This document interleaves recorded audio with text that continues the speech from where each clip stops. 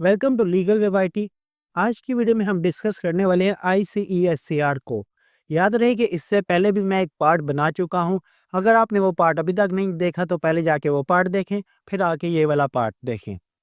तो आज के पार्ट में हम डिस्कस करने वाले हैं कि ICESCR के सेलियर फीचर्स क्या हैं, इसमें किन राइट्स को डिस्कस किया गया है और इसका ऑप्शनल प्रोटोकॉल क्या है। तो चलिए आज का वीडियो लेक्चर शुरू करते हैं। तो यहाँ पे हमारे पास हेडिंग नंबर 6 है जो कि है optional protocol.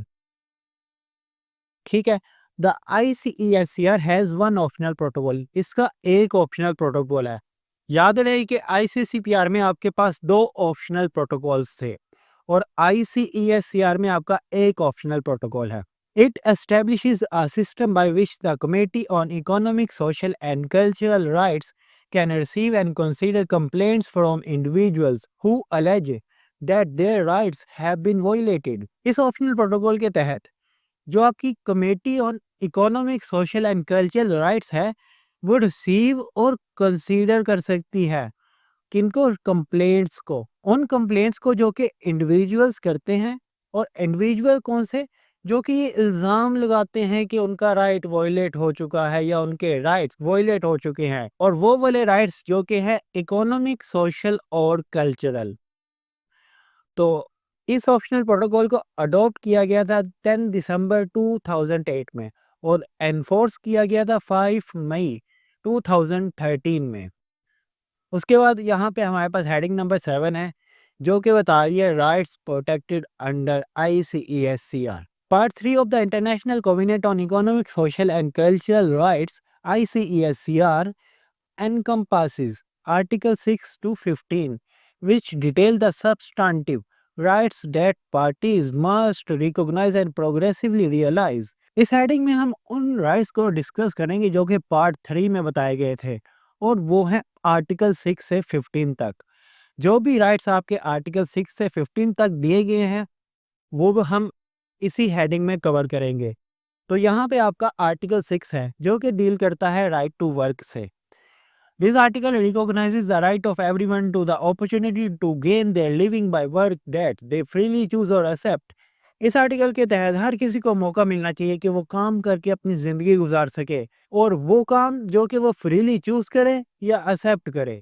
It includes technical and vocational guidance and training programs, policies and techniques to achieve steady economic, social and cultural development and full and productive employment. इसमें शामिल हैं ऐसे टेक्निकल और वोकेशनल गाइडेंस और training programmes. Technical and vocational guidance and training programme से मुराद ऐसे programmes हैं जिसमें इंडिविजुअल्स को उनके करियर के हवाले से गाइड किया जाए, उनको बताया जाए उनके लिए अच्छा करियर किस तरह बन सकता है, उनकी कैरियर काउंसलिंग की जाए और ऐसी पॉलिसीज और टेक्निक्स इंट्रोड्यूस करवाई जाए जिसके जरिए से जल्द से जल्द इकोनॉमिक, सोशल और कल्चरल डेवलपमेंट को हासिल किया जा सके। फुल एंड प्रोडक्टिव एम्प्लॉयमेंट का मतलब है कि माशरे में अनएम्प्लॉयमेंट को कम से कम किया जाए और ऐसी एम्प्लॉयमेंट लाई जाए जिसके जरिए से लोग फाइनेंशियली और सोशली डेवलप कर सके। उसके बाद आया आर्टिकल 7 जो कि डील करता है right to just and फेयरेबल conditions of work. This article ensures fair wages. ठीक है, ये इस बात को यकीनी बनाता है कि जो आपके वेजेस होंगे फेयर होंगे, and equal remuneration for work of equal value, safe and healthy working conditions, equal opportunity for everyone to be promoted, and less and rest, leisure and reasonable limitation of working hours and periodic holidays with pay. Fair wages से मुराद कि अगर किसी ने पूरा दिन काम किया तो उसको पूरे दिन के ही पैसे मिलने चाहिए, इसके साथ नाइंसाफ़ी हरगिज़ नहीं होनी चाहिए। और इक्वल रेम्यूनरेशन से मुराद कि अगर किसी ने एक काम किया है और उस काम में 8 घंटे लगाए हैं और दूसरे बंदे ने भी वही काम किया है और उसने भी 8 घंटे काम किया है, दोनों ने अब सेम काम किया है और अब दोनों को ही सेम वेजेस मिलने चाहिए। ये नहीं कि एक को आप ज़्यादा वेजेस दे दो और दूसरे को कम वेजेस दे दो। इक्वल रेम्यूनरेशन का मतलब ये है। Safe and healthy working condition, ठीक है, आपका जिस माहौल में आप काम करेंगे वो सेफ होगा, हेल्दी होगा। Equal opportunity for everyone to be promoted, हर किसी के लिए यकसा मौके फरोग दिए जाएंगे। And rest, लेशोर and reasonable limitation of working hours and periodic holidays with पे, यानी कि ہر کسی کو آرام کا وقت دیا جائے گا، فرصت کا وقت دیا جائے گا، فری ٹائم دیا جائے گا، اور جو ٹائم ہوگا کام کرنے کا وہ ایسا ہوگا جو سمجھ میں آتا ہو۔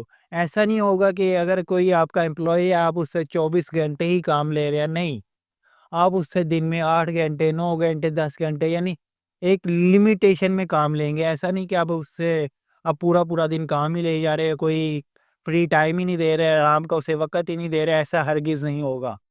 اینڈ پیریوڈک ہالیڈیز ود پے کا مطلب ہے جو بھی وقفے وقفے سے ہالیڈیز آتے ہیں وہ امپلائیز کو دیے جائیں گے، اور ان ہالیڈیز کی کوئی بھی تنخواہ نہیں کاٹی جائے گی۔ پیریوڈک ہالیڈیز میں آپ کے آ جاتے ہیں نیشنل ہالیڈیز، جیسے کہ انڈیپینڈنس ڈے آ جاتا ہے آپ کا، ریلیجیس ہالیڈیز آ جاتے ہیں آپ کے، آپ کی کوئی عید آ گئی یا اور کوئی بھی آپ کا مذہبی تہوار آ گیا۔ اس کے بعد اس میں آپ کے پبلک ہالیڈیز آ جاتے ہیں، جیسے لیبر ڈے آ گیا، اس دن آپ کو چھٹی ہوگی اور اس چھٹی کے کوئی آپ کے پیسے نہیں کٹیں گے۔ اور اسی طرح ویکلی ہالیڈیز آ جاتے ہیں جو کہ آپ کا سنڈے ہے، اور اکثر جگہ سیٹرڈے کو بھی آپ ویکلی ہالیڈے کنسیڈر کیا جاتا ہے۔ تو ان ہالیڈیز کے کوئی پیسے نہیں کٹیں گے، ان کی بھی تنخواہ دی جائے گی۔ اس کے بعد ہے آپ کا آرٹیکل 8 جو کہ ہے right to form and join trade unions.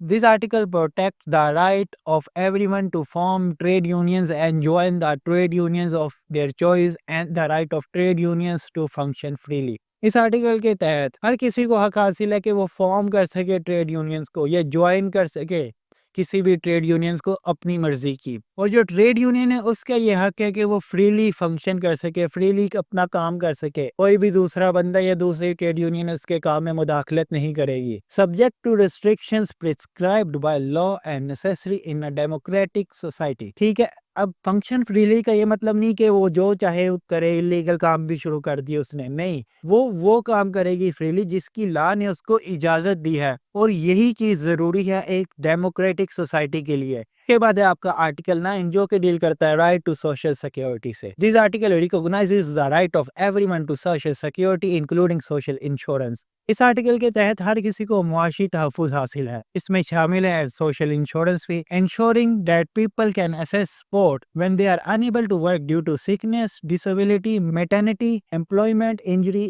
یا unemployment اور old age۔ اس آرٹیکل کے تحت معاشرے میں ان لوگوں کو سپورٹ کیا جانا چاہیے، ان لوگوں کی مدد کی جانی چاہیے جو کسی وجہ سے کام نہیں کر سکتے۔ ہو سکتا ہے وہ وجہ کوئی بیماری ہو یا کوئی پرسن ڈسیبل ہو جس کی وجہ سے وہ کام نہیں کر سکتا، یا کہ کسی فیمیل کا میٹرنٹی کا مسئلہ ہو، یعنی کوئی بھی فیمیل جو کہ بچے کے پیدائش کے مراحل میں ہو، امپلائمنٹ انجری یعنی کوئی بھی انسان جو کام کر رہا تھا اس کو امپلائمنٹ کے دوران ہی کوئی انجری آ گئی ہو، یا کوئی ان امپلائی ہے، یا کہ کوئی بزرگ ہے، ضعیف انسان ہے، کوئی بوڑھا ہے، تو ان کو سپورٹ کی جانی چاہیے جو کہ ان وجوہات کی بنیاد پہ کوئی کام نہیں کر سکتے۔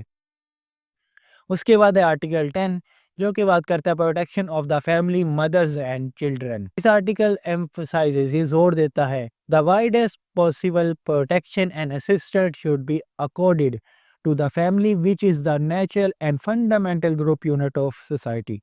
ہر ممکن مدد اور تحفظ ان خاندانوں کو دینا چاہیے جو کہ ایک معاشرے کا فنڈامنٹل اور نیچرل یونٹ ہوتے ہیں۔ Special protection should be provided to mothers, خاص تحفظ ملنا چاہیے کن کو؟ ماؤں کو، before and after childbirth, بچے کی پیدائش سے پہلے اور بعد میں، and children and young person should be protected from economics and social exploitation. جو بچے اور نوجوان ہیں ان کو تحفظ حاصل ہونا چاہیے اکنامک اور سوشل ایکسپلائٹیشن کے خلاف۔ اس کے بعد ہے آپ کا آرٹیکل 11 جو کہ ڈیل کرتا ہے right to an adequate standard of living. This article recognizes the right of everyone to an adequate standard of living including adequate food, clothing and housing and to continuous improvement of living conditions. اس article کے تحت ہر کسی کو اچھا معیار زندگی کا حق ہے جس میں شامل ہے خوراک تک رسائی، یا کپڑوں تک، یا گھر تک، اور ان کو یہ حق بھی حاصل ہے کہ وہ مسلسل اپنا لیونگ کنڈیشن کو بہتر کر سکیں۔ It calls on state to take appropriate measures to ensure the realization of these rights۔ یہ اسٹیٹس کو کہتا ہے کہ وہ ایسے اقدامات لے جس کے ذریعے سے ان کے جو لوگ ہیں، اسٹیٹ کے جو لوگ ہیں، وہ ایک اچھا معیار زندگی گزار سکے۔ وہ ایسے اقدامات اسٹیٹ لے جس کے ذریعے سے لوگوں کا لیونگ سٹینڈرڈ بہتر ہو، لیونگ کنڈیشن بہتر ہو، ان کو اچھی خوراک تک رسائی حاصل ہو، اچھے کپڑوں تک رسائی حاصل ہو، اچھے گھر حاصل ہوں۔ اس کے بعد ہے آپ کا آرٹیکل 12 جو کہ ڈیل کرتا ہے right to the highest attainable standard of physical and mental health. This article recognizes the right of everyone to the enjoyment of highest attainable standard of physical and mental health. اس article کے تحت ہر کسی کو یہ حق حاصل ہے کہ وہ انجوائے کر سکے۔ کیا انجوائے کر سکے؟ جسمانی اور ذہنی صحت کا اعلیٰ ترین معیار، یعنی جس حد تک بھی کوئی اپنی فزیکل اور مینٹل ہیلتھ میں آگے جا سکتا ہے وہ جائے، وہ اس چیز کو انجوائے کر سکتا ہے، اس کا رائٹ ہے۔ It includes steps to reduce stillbirth rates, improve environmental and industrial hygiene, prevent and treat diseases, and create conditions to ensure medical services and medical attention for all۔ ٹھیک ہے، اس میں ایسے تمام اقدامات شامل ہیں جس میں کم کیا جائے گا سٹل برتھ کے ریٹ کو۔ سٹل برتھ سے مراد وہ بچہ ہوتا ہے جو 7 ماہ بعد ماں کے پیٹ میں وفات پا جائے یا پیدائش کے دوران وفات پا جائے، اس کے ریٹ کو کم کیا جائے، امپروو کیا جائے ماحول کو، ٹھیک ہے، اور پریونٹ کیا جائے، روکا جائے اور ٹریٹ کیا جائے بیماریوں کو، and create conditions to ensure medical services, اور اس چیز کو یقینی بنایا جائے کہ ہر کسی کو رسائی حاصل ہو میڈیکل سروسز تک یا میڈیکل اٹینشن تک۔ اس کے بعد آپ کا آرٹیکل 13 جو کہ ڈیل کرتا ہے رائٹ ٹو ایجوکیشن سے۔ This article recognizes the right of everyone to education. اس آرٹیکل کے مطابق ہر کسی کو یہ رائٹ حاصل ہے ایجوکیشن کا۔ It emphasizes that education shall be directed to the full development of the human personality and the sense of its dignity, and it also promotes respect for human rights and fundamental freedoms۔ یہ article زور دیتا ہے کہ تعلیم کی ہی بدولت انسان کی پرسنالٹی کو پوری طرح ڈیولپمنٹ ملتی ہے اور انسان ڈگنیٹی یعنی اپنی عزت اور وقار کو سمجھ پاتا ہے۔ مزید یہ کہ تعلیم کی ہی بدولت انسان فنڈامنٹل رائٹس اور ہیومن رائٹس جیسے کنسیپٹ کو بیٹر طریقے سے انڈرسٹینڈ کر پاتا ہے، ان کو بہتر طریقے سے سمجھ پاتا ہے۔ یعنی یہاں پہ یہ تعلیم کی اہمیت بتائی جا رہی ہے۔ It includes free and compulsory primary education, accessible secondary and higher education, and the encouragement of fundamental education for those who have not received or completed primary education۔ ٹھیک ہے، اس میں شامل ہے فری اور کمپلسری پرائمری ایجوکیشن اور ایسی secondary اور higher education جس تک رسائی حاصل ہو، اور یہ انکریج کرتا ہے فنڈامنٹل ایجوکیشن یعنی بنیادی تعلیم کو ان لوگوں کے لیے جنہوں نے یا تو ان کو ریسیو ہی نہیں کیا، یا تو انہوں نے کچھ پڑھا ہی نہیں، یا تو اگر کسی نے کچھ پڑھا ہے تو اس کو مکمل نہیں کیا۔ Free primary education for all, یہ ہے آپ کا article 14۔ This article requires states that have not yet been able to secure compulsory primary education free of charge to work out and adopt a detailed plan for its progressive implementation within a reasonable number of years۔ یہ article کہتا ہے کہ وہ تمام ممالک جو کہ ابھی تک پرائمری ایجوکیشن کو فری نہیں کر سکے وہ کام کریں گے اور ایک ایسا پلان اڈاپٹ کریں گے اس کے ذریعے سے وہ آہستہ آہستہ کچھ ہی سالوں میں پرائمری ایجوکیشن کو فری آف کاسٹ ہر کسی کو دے سکیں۔ اس کے بعد آرٹیکل 15 جو کہ بات کرتا ہے right to participate in cultural life, enjoy the benefits of scientific progress and benefit from protection of interest resulting from scientific, literary اور artistic production۔ ٹھیک ہے، آرٹیکل 15 آپ کا مینلی کلچرل رائٹ سے ڈیل کرتا ہے۔ This article recognizes the right of everyone to take a part in cultural life۔ اس article کے تحت ہر کسی کو یہ حق حاصل ہے کہ وہ حصہ لے کے سکے کلچرل لائف میں۔ To enjoy the benefits from advancements science and technology، تاکہ وہ انجوائے کر سکے ان بینیفٹ سے جو کہ آئے ہیں سائنس میں ایڈوانسمنٹ کی وجہ سے یا ٹیکنالوجی میں ایڈوانسمنٹ کی وجہ سے، سچ ایز جیسے کہ ہیلتھ کیئر ہو گیا یا ایجوکیشن کی فیلڈ میں ہوگی ایڈوانسمنٹ، یا انوائرمنٹ پروٹیکشن سے کے ریگارڈنگ کوئی بھی ایڈوانسمنٹ ہوگی سائنس یا ٹیکنالوجی میں۔ Right to protect intellectual property, this protect the right of authors, inventors and artists to their creations such as books, music and inventions۔ یہ ان authors, inventors یا artists کو رائٹ دیتا ہے اپنی کی کریشنز پہ، جو بھی انہوں نے کوئی چیز بنائی ہے اس پہ رائٹ دیتا ہے، ان کو کوئی دوسرا بندہ چھین نہ سکے، کوئی دوسرا بندہ ان پر اپنی ملکیت نہ جما لے، اس کی چیز ہے، اسی کا اس پر حق ہے۔ آگے لکھا ہے countries should work to preserve development and share science and culture and encourage international cooperation in science and culture۔ جو بھی ممالک ہوں گے وہ اس کو پریزرو کریں گے، ڈیولپمنٹ کریں گے اور شیئر کریں گے سائنس اور کلچر کو، ٹھیک ہے، اور مل جل کر آپس میں سائنس اور کلچر کو فروغ دیں گے۔ Overall, Part 3 of the ICESCR outlines a comprehensive range of economic, social, and cultural rights that states parties are committed to respecting, protecting, and fulfilling, recognizing these rights as essential for the dignity and free development of every individuals۔ ٹھیک ہے، اس میں آپ نے دیکھا out line تھے اس میں economic, social اور cultural rights, جن کو جو اسٹیٹ پارٹیز ہیں جنہوں نے اس کووننٹ کو ریکٹیفائی کیا ہوا ہے وہ رسپیکٹ کریں گی، پروٹیکٹ کریں گی اور ان کو فلفل کریں گی، اور تمام وہ رائٹس جو کہ انسانی وقار اور انسانی ترقی کے لیے ضروری ہیں ان کو ایکسیپٹ کریں گی۔